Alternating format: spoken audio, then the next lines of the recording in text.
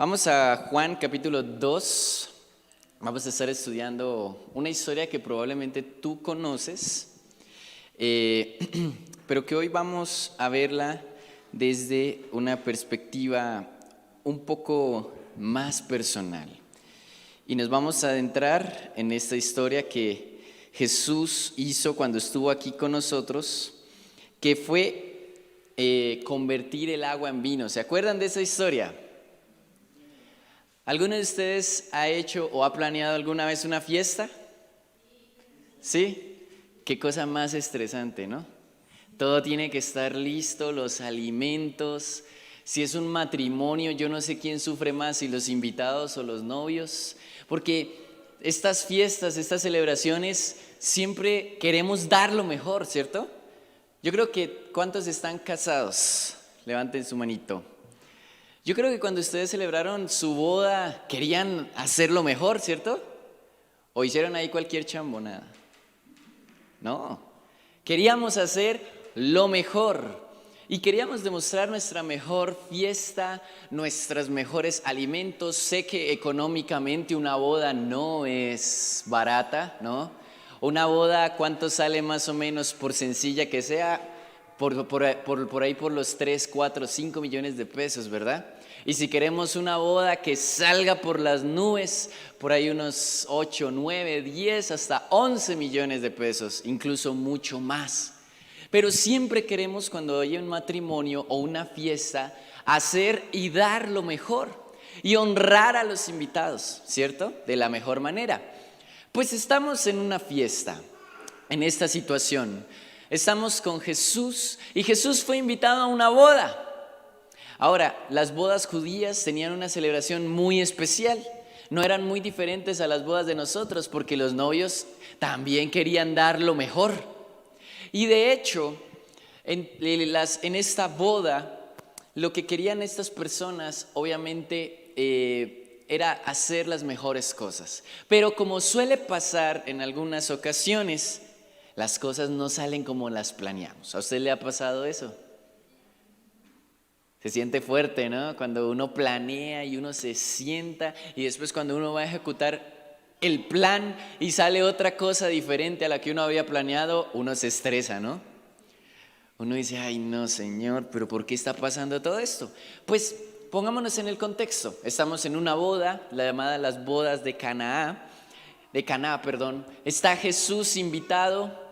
En esa boda no era como antes, que usted podía poner una tarjetica de invitación y decir, por favor, confirmar su asistencia, confirmar cuántos invitados. No, en la época del pueblo de Israel, usted invitaba a alguien y llegaba con toda su familia. Y entonces invitan a Jesús, y Jesús, ¿con cuántas personas llegaría? Con sus discípulos. Entonces imagínense, ya eran 12 bocas que alimentar, más las otras familias y amigos que invitaron, que traían sus familias e invitados. Entonces, el primer versículo dice, al tercer día se hicieron unas bodas en Caná de Galilea, y allí estaba la madre de Jesús, estamos hablando de María. Y fueron también invitados a las bodas Jesús y sus discípulos. Y faltando el vino, la madre de Jesús le dijo, ¿no tienen vino? Ahora, nosotros en esta época probablemente eso no significaba mucho, ¿cierto? Se está acabando el vino, bueno, se acabó. Eso ya ha pasado en muchas bodas, ¿no? Se acabó una gaseosa, ya no, le dicen a uno, ay, usted todavía tiene manzana, no, ya solo nos queda Coca-Cola, ¿no? Para nosotros eso no tiene una connotación tan importante, pero para lo que fue el pueblo de Israel y la cultura de Israel, que se les acabara el vino significaba una cosa, y es que esa boda no iba a salir bien y los invitados se iban a sentir insultados, porque se supone que el vino debería estar preparado y debería alcanzar para todos, pero entonces se acabó el vino. Ahora imagínense la estresada que se pegaron los novios en ese momento. Dijeron, ay no, ya van a empezar a hablar mal de nosotros. No, ya esta boda se está volviendo un desastre. Y entonces la madre le dice a Jesús, oiga Jesús, se acabó el vino. ¿Y qué responde Jesús? ¿Y yo qué tengo que ver ahí? Le dije, ¿qué tienes conmigo, mujer? Aún no ha venido mi hora. La madre de María se acerca a Jesús sabiendo que él podía hacer algo. Pero Jesús dijo, un momento, aún no es mi tiempo. Aún no es el tiempo de obrar. Y entonces su madre dijo a los que servían, parece que María estaba siendo parte de la organización de esta boda, hagan todo lo que Jesús les diga. Y estaban allí 6 tinajas de piedra para agua conforme al rito de la purificación de los judíos, en cada una de las cuales cabían 2 o 3 cántaros. Jesús les dijo, llenen esas tinajas de agua, y las llenaron hasta arriba. Entonces les dijo, sacad ahora y llevadlo a la maestresala, es decir, al lugar donde se servía el vino, y se lo llevaron. Cuando el maestresala probó el agua hecha vino, sin saber él de dónde era, aunque lo sabían los sirvientes que habían sacado el agua, llamó al esposo. Ahora, no sé si usted tiene también la misma confusión que yo. Jesús empieza diciéndole a María, María, mamita querida, hermosa, su merced. Nació Jesús boyacense, le dice su merced querida, pero es que yo no tengo nada que ver ahí. Y además, aún no es mi hora. Aún no puedo hacer milagros. Pero aún así, después de unos versículos, vemos que Jesús igualmente hizo el milagro. Y uno se pregunta, ¿qué pasaría? ¿Qué pasó ahí? ¿Saben qué pasó? Jesús movió el milagro. ¿Por qué? Por la fe de su mamá. María dijo, Jesús, yo sé que tú nos puedes ayudar. Ahora, la fe de María era tan impresionante en ese momento porque Jesús todavía no había hecho ningún milagro. Si usted ve a alguien, si el pastor tiene el don de sanidad y ya ha visto varios hermanos sanados por el pastor, ¿usted qué dice? Yo puedo llevar a mi familiar enfermo y el pastor lo puede sanar por medio del Espíritu Santo.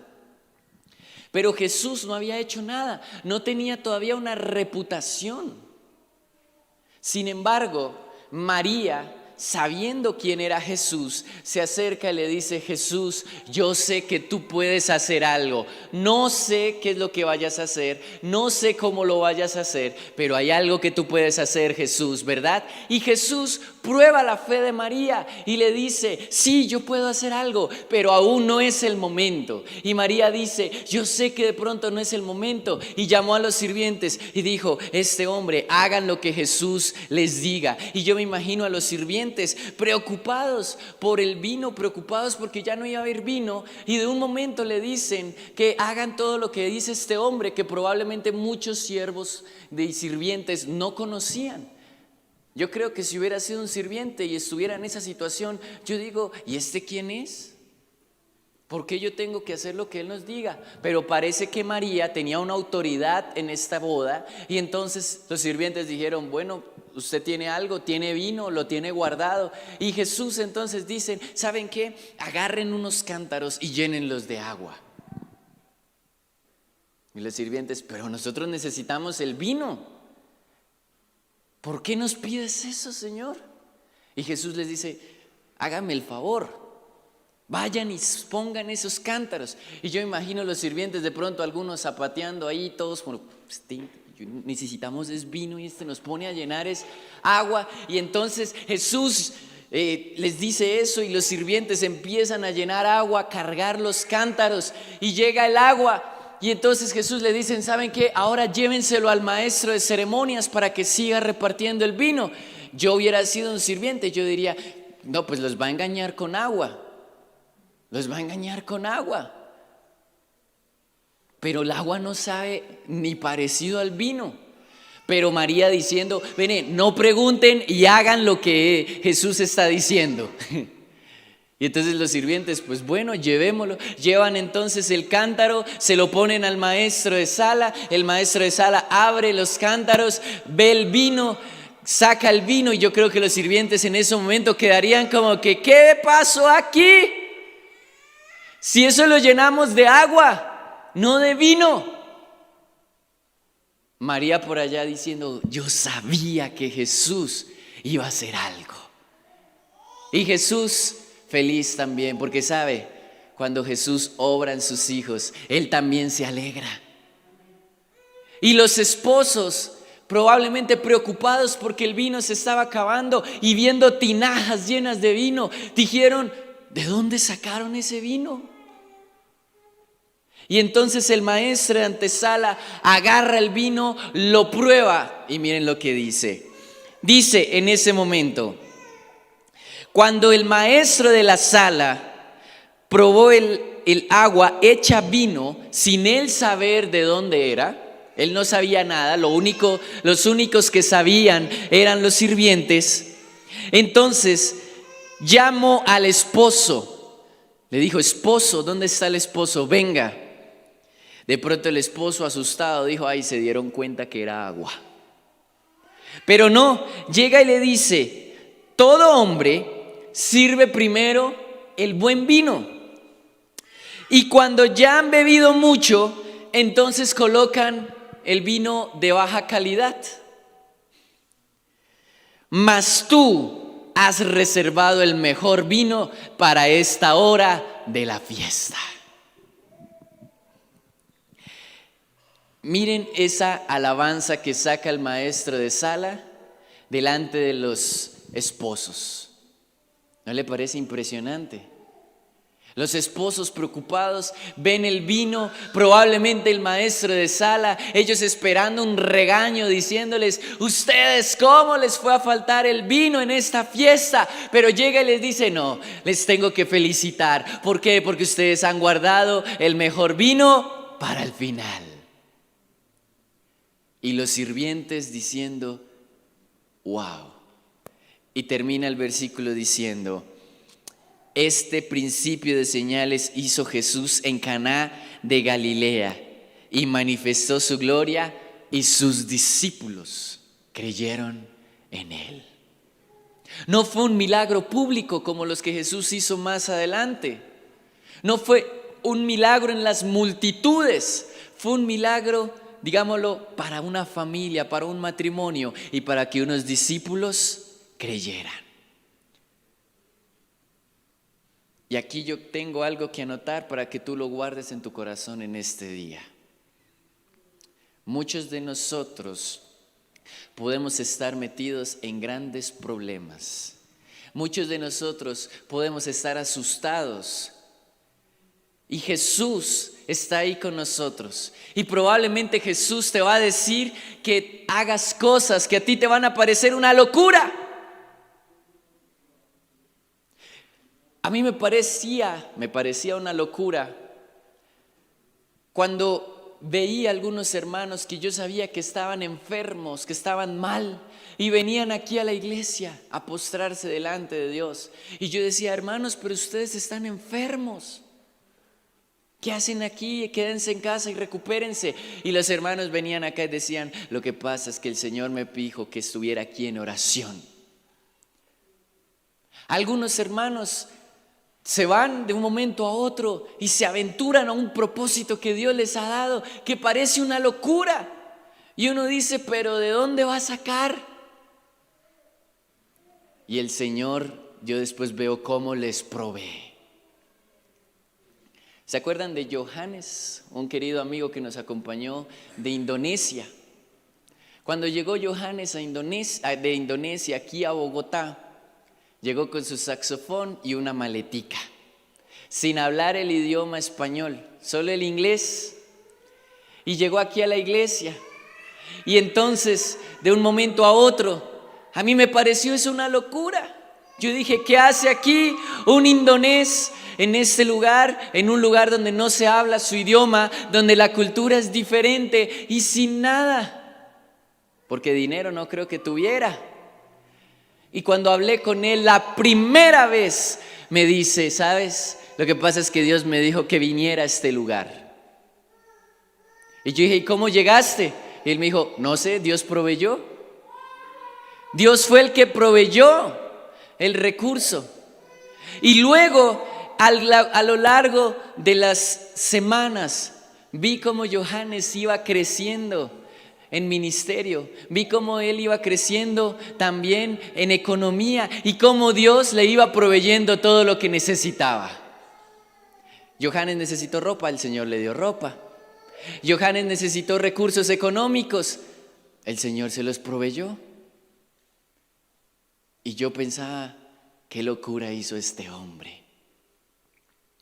Pero se nota que Dios está con él, porque lo está todos los días. El Señor está trabajando algo especial en este hombre.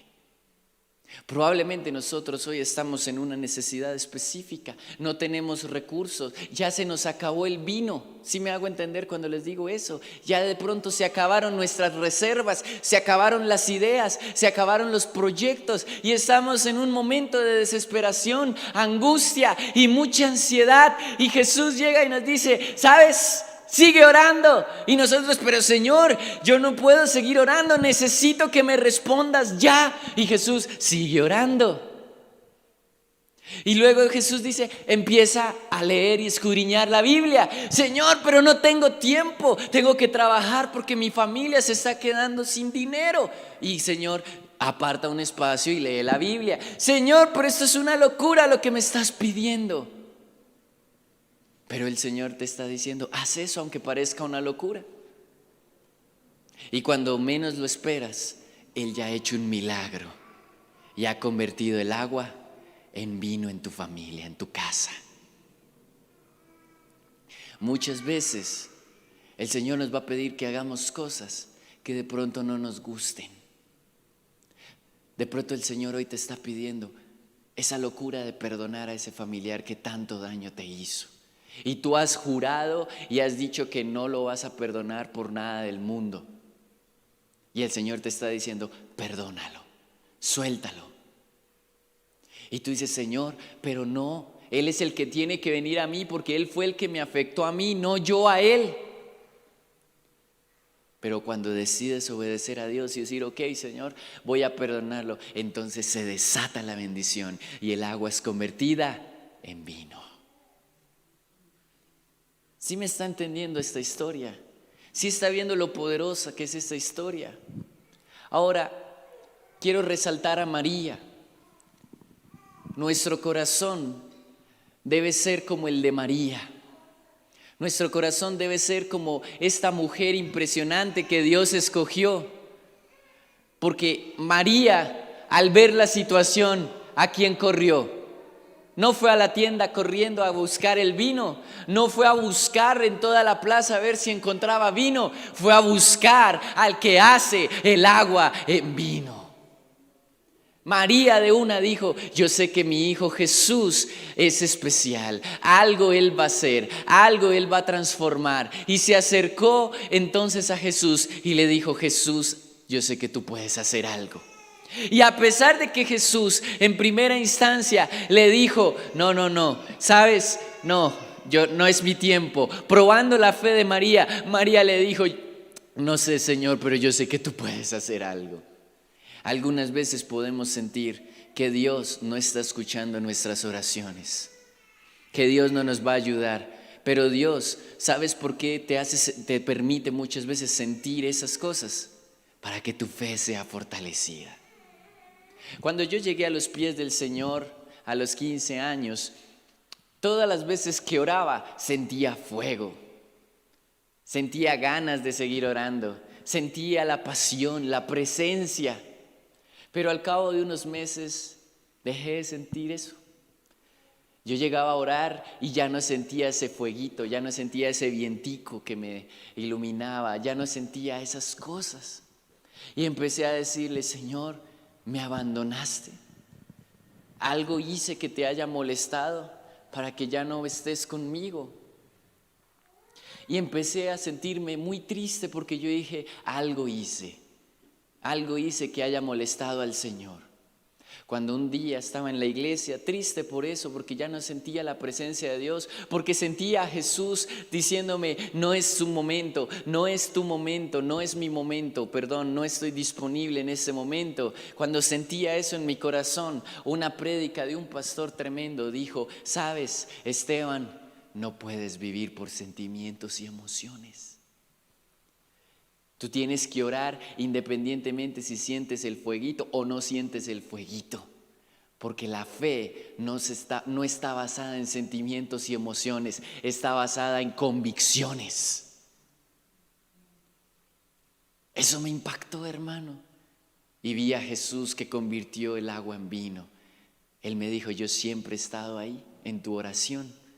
Lo que pasa es que si dejé que dejaras de sentir esas cosas, es porque yo quiero que me sigas por fe y no por sentimientos y emociones.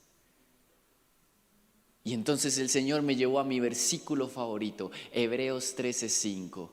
Él nunca te dejará y nunca te desamparará. Cuando leí este versículo, el Señor me dijo, ya está escrito, ya está hecho, ya está prometido. Si no sientes el fueguito, si no sientes el vientico mientras oras, eso no es impedimento, porque yo ya hice la promesa y yo no cambio. Yo prometí que iba a estar contigo por la eternidad y para siempre, y yo sostengo mi palabra. Yo no soy como un hombre que te promete y después te miente. Yo he prometido esto, sientas o no un vientico, tengas ganas de orar o no, ores o no ores, yo estoy contigo. Porque ya lo prometí. Llegué a mi casa, me postré y le dije, Señor, perdóname. Porque yo pensaba que ese vientico eras tú, pero no. Tú eres el mismo de ayer y siempre has sido. Y desde ese momento levanto mis manos así no tenga ganas, como dice la canción. Levanto mis manos así no tenga fuerzas. Oro así no tenga voz. Me postro delante así me duelan las piernas. Le clamo a Dios, sienta el fueguito o no sienta el fueguito, sienta el vientico o no sienta el vientico. Porque he aprendido que Dios igual está trabajando. María recibió una respuesta negativa del Señor. El Señor le dijo, aún no es mi momento. Pero María insistió y dijo, igual Jesús, haremos lo que tú digas, porque sabemos que tú tienes el poder para hacer milagros. Y Jesús, yo creo que esa fe conmovió su corazón, y por medio de esa oración, por medio de esa petición de su madre, entendió que era el momento de empezar a hacer milagros, porque la fe mueve montañas, la fe mueve el corazón de nuestro Señor a nuestro favor. ¿Sí le estoy hablando a alguien en este día?